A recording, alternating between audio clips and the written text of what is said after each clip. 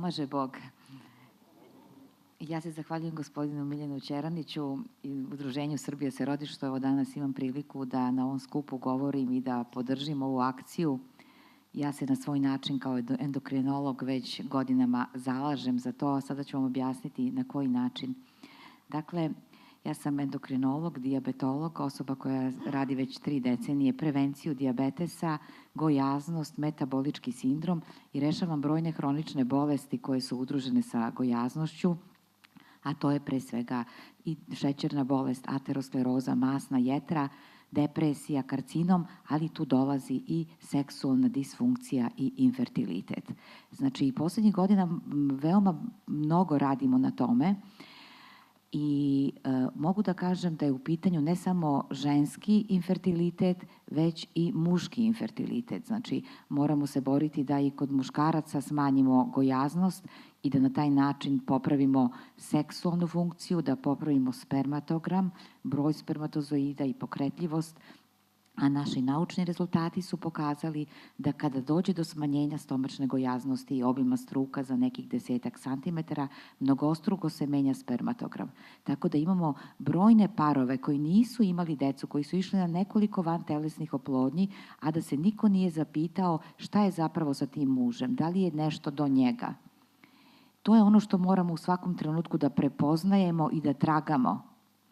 Ja sam danas ovde došla pravo iz Niša, iz Niške banje, gde sam juče održala jedno predavanje na temu mediteranska ishrana u prevenciji hroničnih bolesti dece. A predavanje je bilo namenjeno vaspitačima i nutricionistima, znači svih predškolskih ustanova Srbije. I govorila sam da mi kod te male dece, kod tih devojčica od 3, 4, 5 godina i dečaka, mi tu trebamo da prepoznamo šta je taj njihov stomačić. Taj stomačić je hormonski aktivno tkivo koje luči faktore tromboze i zapaljenja. I svako dete koje ima, ili čovek odrasli koji ima stomačić, ima nešto što se zove premetabolički sindrom. Da bi bilo metabolički sindrom potrebno je 3 faktora, obim struka, glikemija, pritisak, trigliceridi i HDL. Međutim, samo stomačić ili stomačić plus još jedan faktor govori da ta osoba već ima rizik da će sutra imati problem sa infertilitetom, da ima nešto što zovemo insulinska rezistencija i hiperinsulinizam. Već u uzrastu male dece otkrivamo da se pojavljuje albumin u mokraći, znači proteini u mokraći, mikroalbuminurija koja nam predstavlja prvi pokazatelj endotelne funkcije koja sutra kod odraslog muškarca može da bude dodatna komponenta za infertilitet.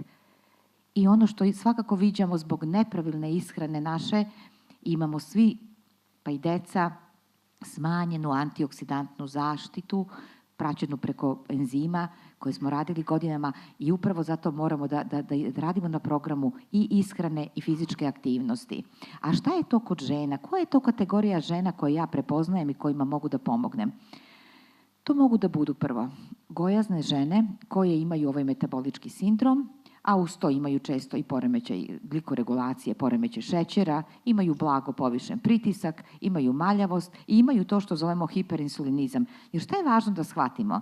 Kad god pojedemo nešto slatko, bilo da je to Coca-Cola, čokolada, dolazi do skoka našeg insulina sa recimo 20, što je neka, da kažemo, još uvek normalna granica, pa kod onih koji su mršavi neće mnogo skočiti, skočit će recimo do 30-40, ali kod gojaznih do 200 skače insulin. I što češće u toku dana pravimo takve greške, naši insulini idu u nebesa. I kad imamo taj hiperinsulinizam, dolazi do oštećenja svih perifernih ćelija, smanjuje se broj receptora i mišićne i jajne ćelije. Ta jajna ćelija je gladna, u nju ne može da uđe šećer zato što je zablokirana.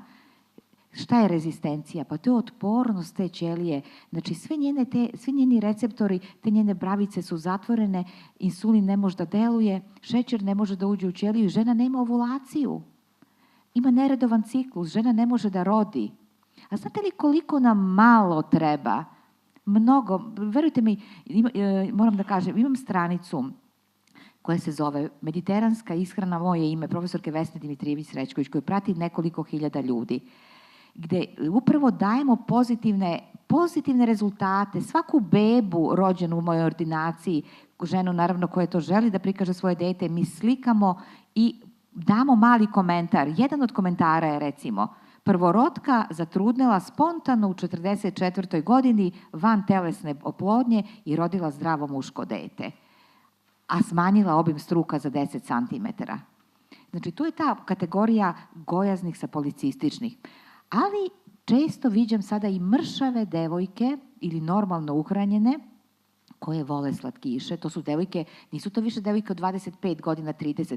To su adolescenti, 16, 17, 18 godina, vole slatkiši i već u tom periodu one imaju insulinsku rezistenciju i imaju policistične jajnike. Samo zato što jedu slatkiše. Tu je intervencija laka. Dajemo savet, edukacija, predavanja, gde se prekida sa takvim načinom ishrane, dolazi do normalizacije ciklusa, dolazi do smanjenja insulinske rezistencije.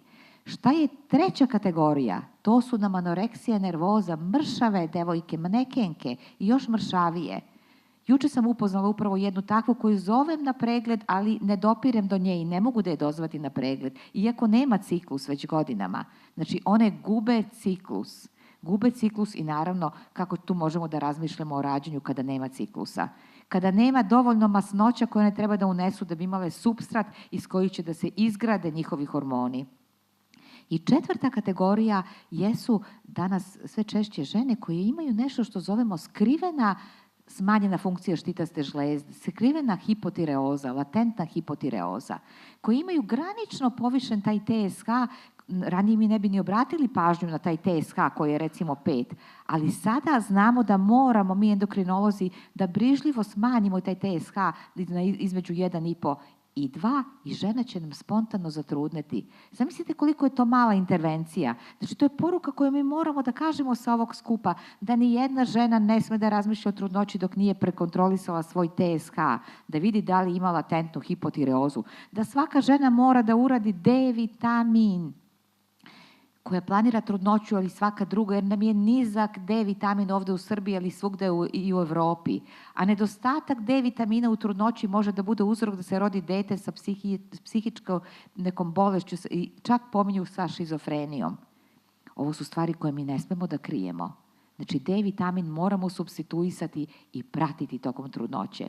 Šta je moja poruka? Moja poruka je da bude, znači, i fizička aktivnost, nešto neophodno, što će dovesti, dakle, do pokretanja i povećanja broja tih transportera u šećeri, tih malih kamiončića koje prevoze molekulu glukoze, da na taj način popravimo rezistenciju i da se izluče dovoljne količine serotonina i povratimo ljude iz depresije, jer nam je depresija uzrokovana stomačnom gojaznošću i citokinima koji na nivou mozga blokiraju serotonin.